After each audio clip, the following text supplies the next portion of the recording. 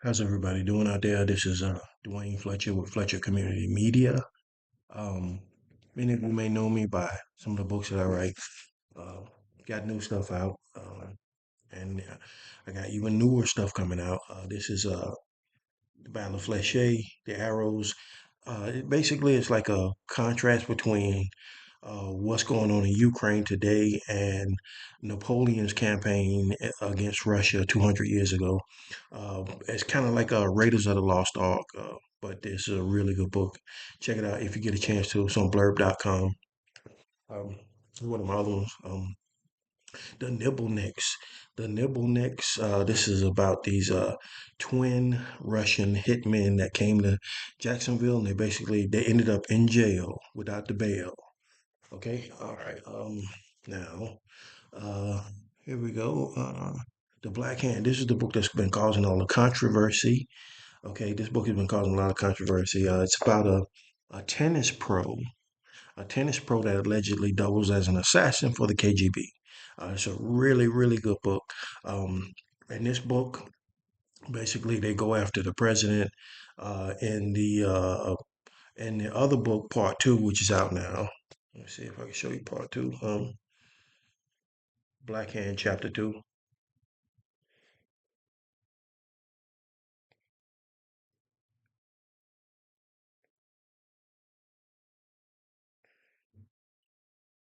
The Black Hand by Duane Fletcher, Act two.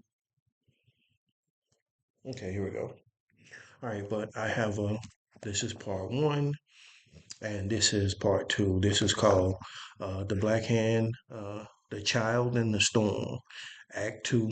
Um, This is a really, really good book. In this book, they're going after the vice president, and as a matter of fact, I've been bringing this up because it's something in the news. Uh, Vice President Harris has been recently arguing with Governor DeSantis about the hurricane and stuff like that. In this book, The Black Hand, Act Two, The Child in the Storm, there is a similar type of Florida governor versus the vice president argument.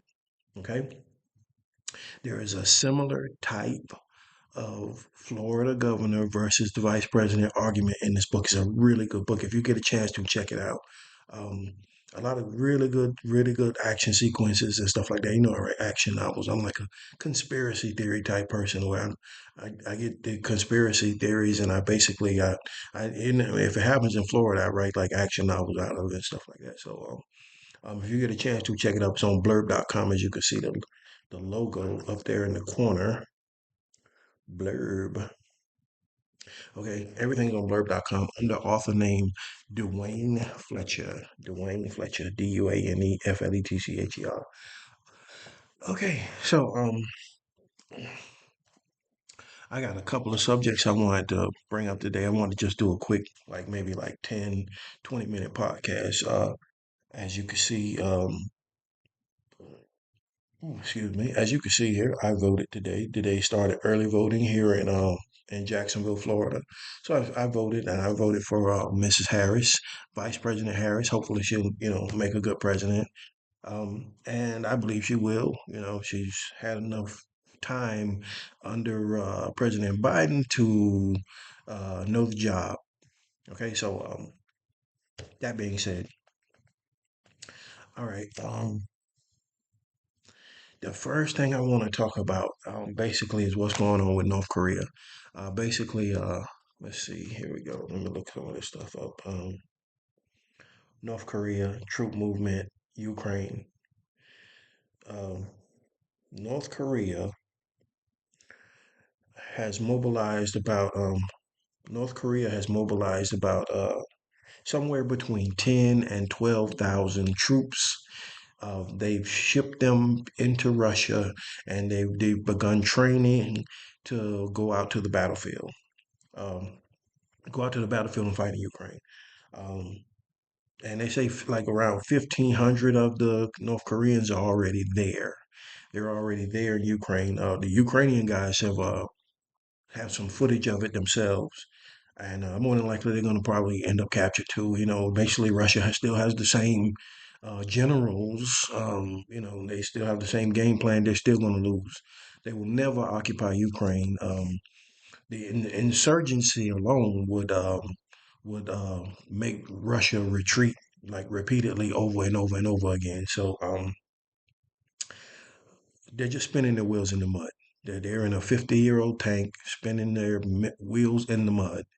And there's some interesting things about these North Korean guys. So they're training in Russia, but I'm me personally, knowing what I know about this and some of the stuff, that's on the news stories and some of the stuff I researched about it before, because I've done podcasts about this before about the Russians buying weapons from North Korea. And the thing is that I believe that NATO, when they saw Russia buying weapons back from North Korea, that NATO should have got involved and basically got a force together to push the Russians out. Because, basically what that meant is that he's out of ammunition.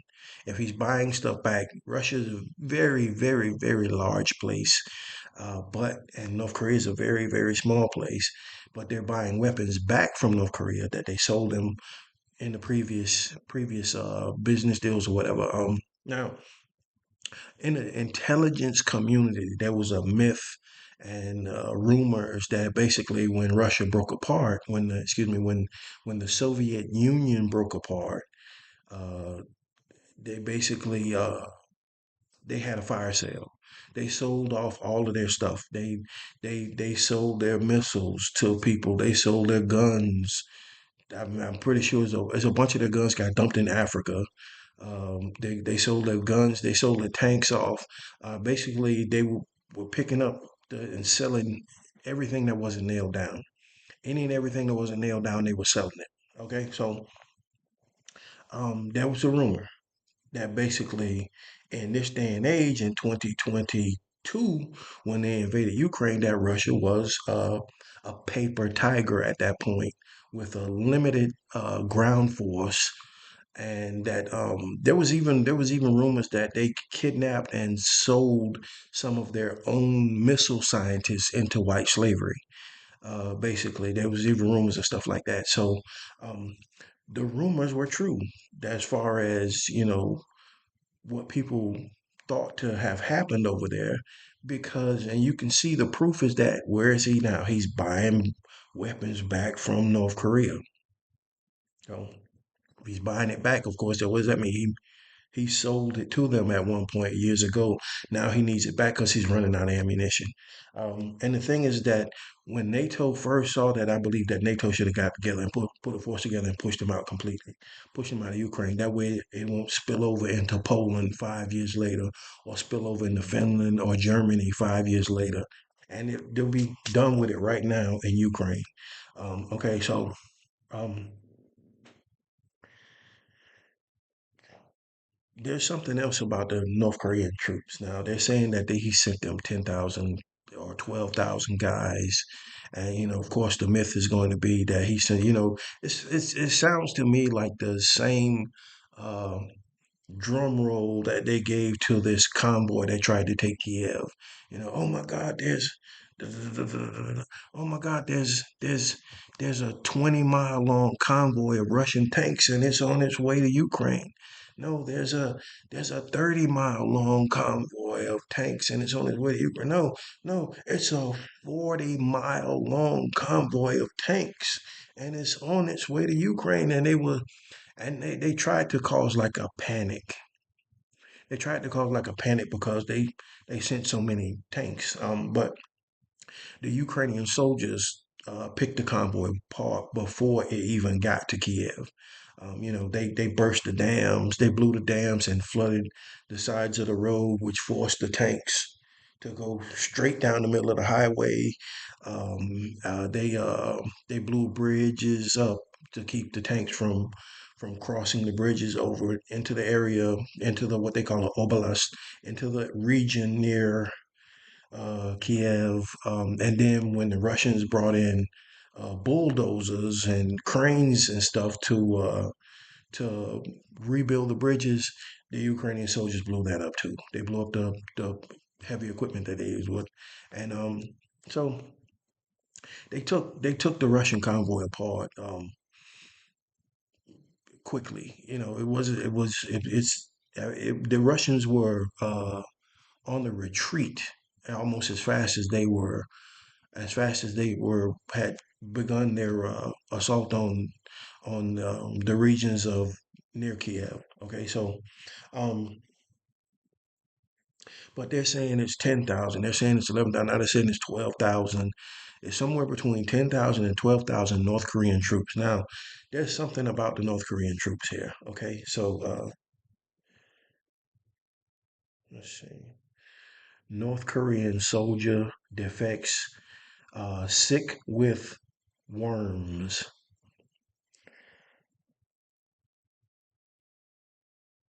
Okay, so in 2017, this happened in 2017. Um, it shed a little light into what was normally an iron curtain. This shed a little light behind this iron curtain where no one knew what was going on in North Korea. Well, basically, their soldiers have been prone to like dysentery, really, really bad, and they're not even in the field. This is basically North Korean soldiers at home, what this particular one guarding the border between North Korea and South Korea. He defected. Okay, all right. He was shot several times, like three, four times. He was shot, and before he made it across the border into South Korea, the doctors tried to save him. But when they were saving him, they noticed something about him, that basically he had parasitic worms inside his body. Now let's get a couple of pictures of that. Parasitic worms inside his body. So you know yeah, this is some pictures of it. If you want to look it up for yourselves. You can look it up for yourself. But this guy basically had these large parasitic worms inside his body, and they said that inside of his stomach, while they were doing surgery, they noticed corn, like undigested corn, which alluded to basically they were being malnutrition. They were not being fed well and stuff like that. So it's a possibility. I'm not saying bet the farm on it, but it's a possibility that some of these North Korean soldiers are probably like sickly and stuff like that. It's a big possibility that this might basically blow up in Putin's face. Because I'm wondering what are they training for? Because what are they training in Russia for? Because a lot of the equipment that's out there on the battlefield that the Russians are using, they already know how to use. They're using the 107 millimeter towed artillery, which Ukraine captured just like that. As soon as they brought it in about a year ago, they started bringing in 107 millimeters. Let's see if I can get a picture of it.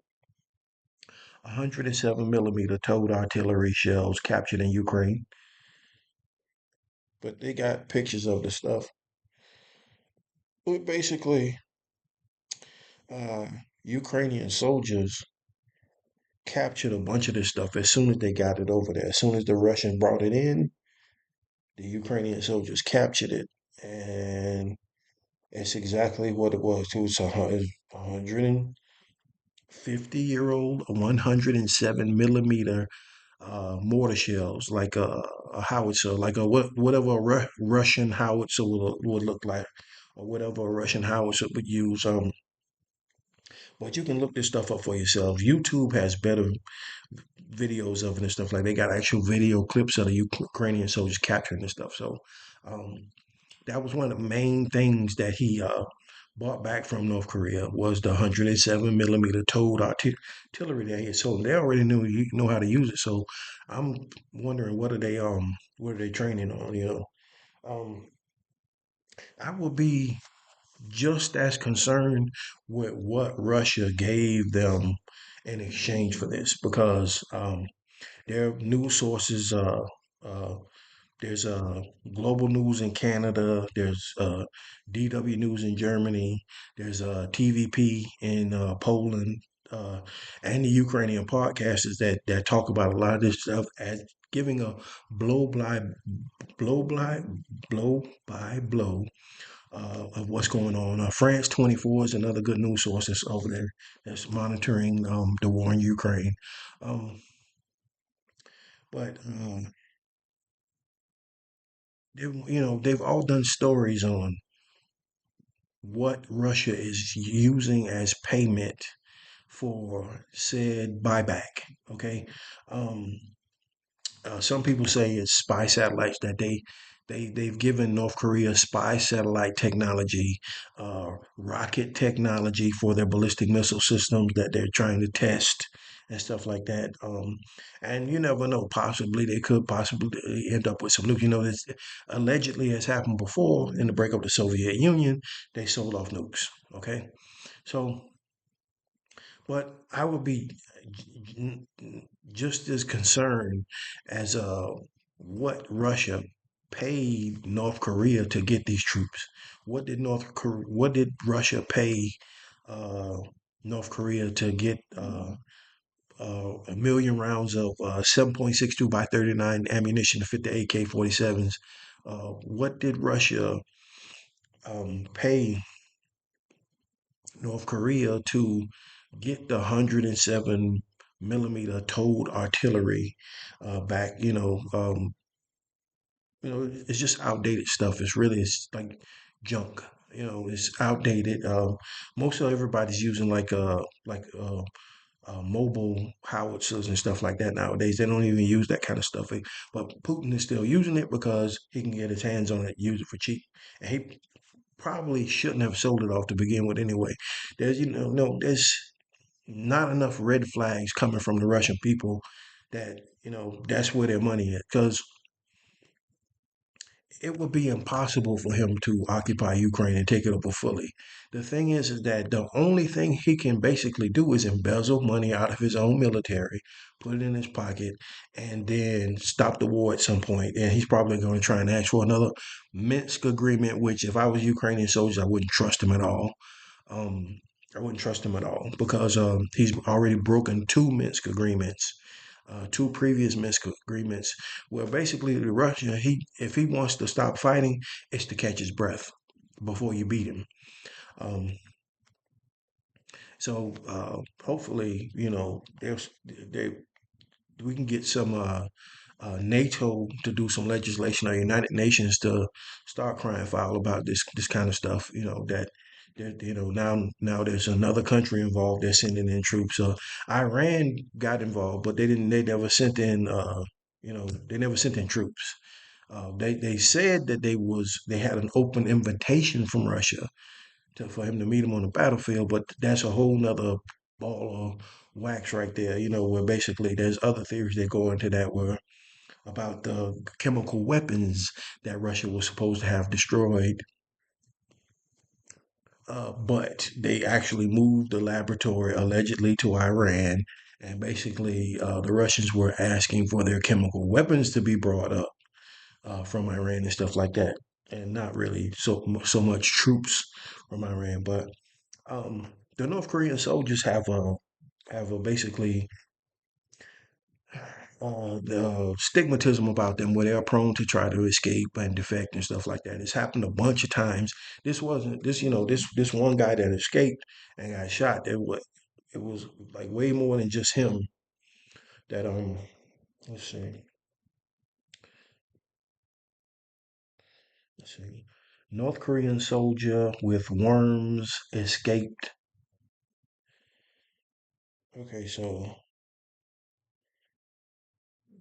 let's see here.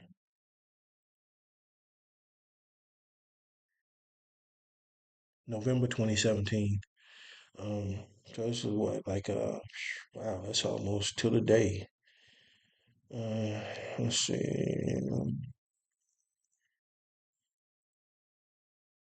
It's almost 7 years to the day. This is like late October right now, so it's almost like 7 years to the day.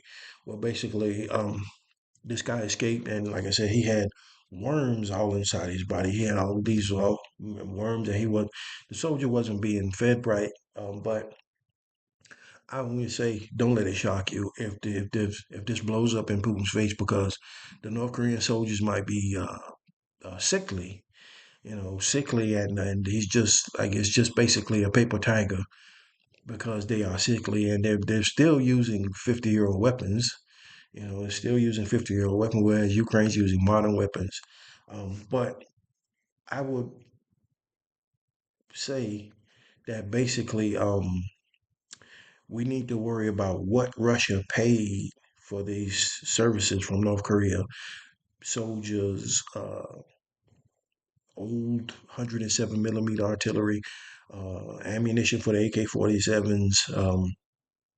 What did Russia pay North Korea? That's what we really need to track also, because this could end up, with basically an attack on Japan. We got military bases in Japan. America has military bases in Japan. America has military bases in the Philippines. Basically, America has military bases in South Korea. And this is, what he's using. He can't hit America with it, but he could probably with the missile technology that North Korea has. He can't hit he can't hit America with it, but he could throw a really nasty uh, fastball at like South Korea or Japan or something like that. That's the only thing he can really do with it. So we still need to pay attention to it because we do have bases there, military bases. So that's really all I had to say today. So I wanted to just do a quick podcast to talk about that because it came up in the news. Recently, everybody was talking about North Korea, North Korea, and it's just it sounds like it's like a panic thing. Um, I would be concerned with catching some type of dysentery or something, from their captured or from their wounded or from their dead, because they have, slight reputation about having these tapeworms and being malnutrition and stuff like that. Um, so, you know, so hopefully Ukraine will push them out. Um, and that's all I really had to say today. I want to just talk about that right quick. But if you get a chance to check out some of my books, The Nibble Necks, this is a really good book. This is, talks about two Russian hitmen that came to Jacksonville. They ended up in jail without the bail. Okay, really good book. The Nibble Necks by Duane Fletcher. Um, the Battle of Fléchet, The Arrows. Okay, this is a really good book also. Talks about Napoleon Bonaparte's campaign against Russia 200 years ago, in contrast to what's going on today in Ukraine. It's an action adventure novel, and it's action adventure novel, and it's basically kind of like Raiders of the Lost Ark. It's a really really good book, and the one that's causing all the controversy, the Black Hand. The Black Hand. This talks about a tennis pro that allegedly doubles as an assassin for the KGB. This is a really, really good book. Um, and also, there's a part two out. Black Hand Act Two, Dwayne Fletcher. This There is a part two out, and I'm working on a part three right now. All the books can be found on blurb.com under author name Duane Fletcher. Blurb.com is the website, author name Duane Fletcher. Look it up. It'll show you different books that I've written, the different books that I've written and stuff like that. It talks about, let's see, Codename Name Lionfish, uh, Smoke, uh, Jade Heart, many, many, many books. And I got a part three coming out. I got a part three coming out. It's gonna be some really good stuff in part three. I'm working on it now. I think I'm about 6 chapters in. I'm about 6 chapters in, and that's about like halfway. So I'm 6 chapters in on part three right now. That's like halfway done. And that's my limit. I have a process where basically I try to do 10 chapters, 10 pages per chapter, just to get the idea on paper. And if I got to add stuff to the story later, I'll add it to later to the story and stuff like that. But so hopefully everyone will like part three as well. It's a really good book also. So if you get a chance to check it out on blurb.com. Also check me out on X. Check me out on X, formerly known as Twitter, under at issues by FCM. Okay. So if you get a chance to, let me show you that website too, so you know what it looks like if you get a chance to. All right. Here we go. X. Okay, so if you get a chance to, this is what the website looks like.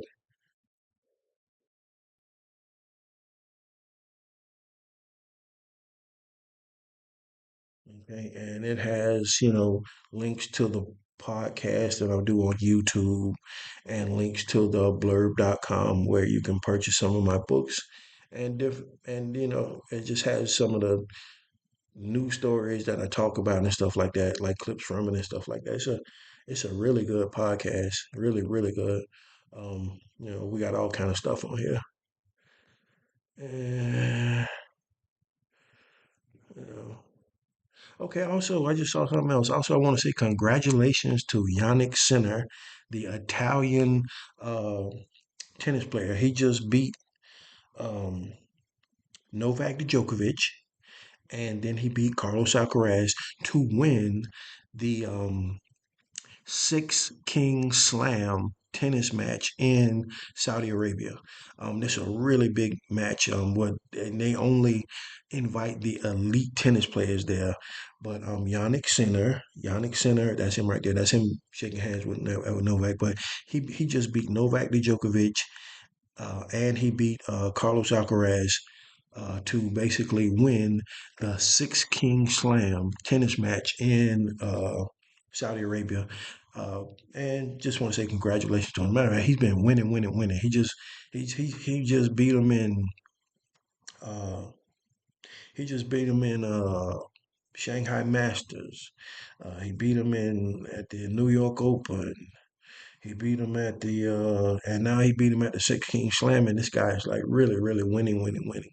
So shout out to Yannick Sinner. Congratulations. Enjoy, enjoy it. Okay, okay, all right. That's all I had to say. Everybody, don't forget blurb.com. Check out my books on blurb.com. Please pray for me. I'm hoping that I can get like hooked up with like a producer or like a or someone who would want to purchase some of the material and stuff like that. I got enough material for like a TV show. I got so many books. And hopefully I can get hooked up with an agent or a producer or a publishing house. I can get some kind of monetary deal so I can be able to do this full time. Okay, so thank you, and everyone have a nice evening.